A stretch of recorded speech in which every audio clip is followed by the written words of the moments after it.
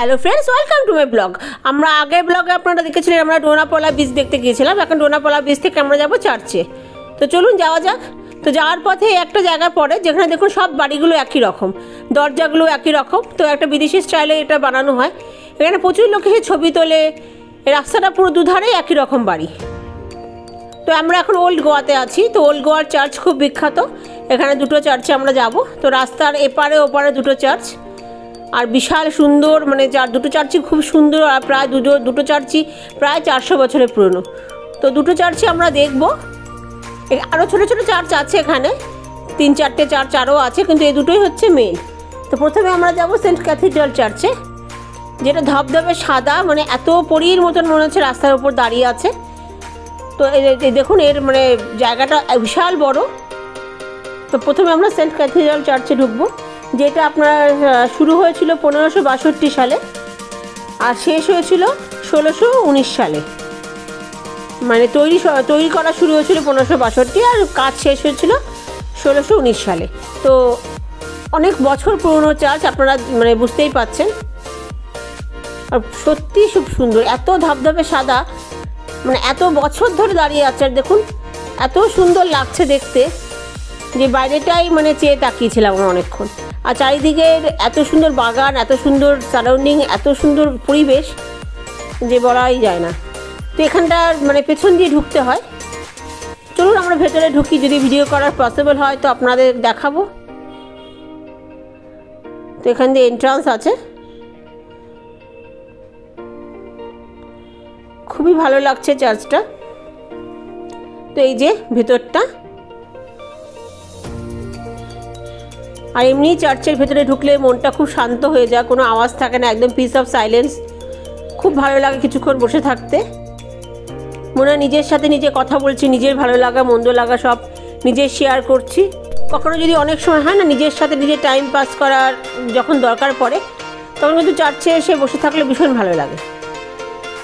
দেখুন বিশাল উঁচু, ভীষণ উঁচু এটা, আর এত সুন্দর সাদা না, এত ভালো লাগছে দেখতে। দু চোখ ভরে ভরে আমরা চার্চটা দেখছি। তো প্রচুর পর্যটক এখানে এসেছে চার্চটা দেখতে।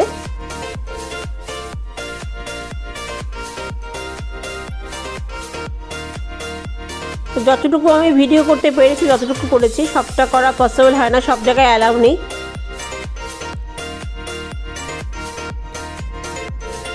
দেখুন খুবই সুন্দর,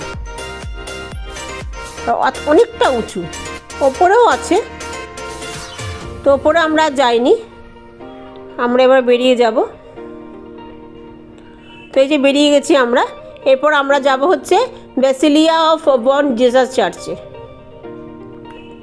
তো এই বেসিলিয়া চার্চটা পুরো ক্যাথিড্রাল চার্চের উল্টো দিকে। তো চলুন আমরা যাই বেসিলিয়া অফ বর্ন জিসাস চার্চে। তো একবার আবার এই চার্চটাকে দেখে আমরা উল্টো দিকে চার্চটা যাব। এই চার্চটা থেকে চোখ সরাতেই পাচ্ছি না, এত সুন্দর লাগছে।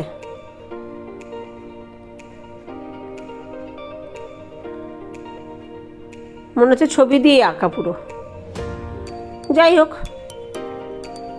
যেতে তো হবেই। তো একে একে সবাই ফিরে এসছে। এবার চলে এসেছি আমরা বেসিলিয়া অফ বর্ন জিসাস চার্চে, যেটা এর উল্টো দিকে।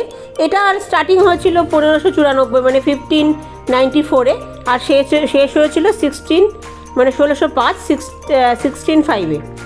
তো এর একটা গল্প আছে। এখানে সেন্ট ফ্রান্সিসকো জেভিয়ার্সের মৃতদেহ কফিন বন্দি করা আছে এর নিচে। আর এটা প্রতি 10 বছর পর পর এটা খোলা হয় আর কি। আর এর ওপরে একটা আর্ট গ্যালারি আছে, যেটা প্রবেশ মূল্য 10 টাকা দিয়ে মানুষ দেখতে পারবে। তো এই ঘটনাটা আমি জানতাম না, যে এই সেন্ট ফ্রান্সিস জেভিয়ার্সের যে মরদেহ এখানে কফিন বন্দি করে রাখা থাকে, আর 10 বছর পর পর এটা খোলা হয়। যাই হোক, আজকে চার্চগুলো আমাদের দেখা হয়ে গেল। এরপরে কি দেখবো আমরা পরের ব্লগে দেখাবো। তো আজকের ব্লগটা কেমন লাগলো জানাবেন। নমস্কার।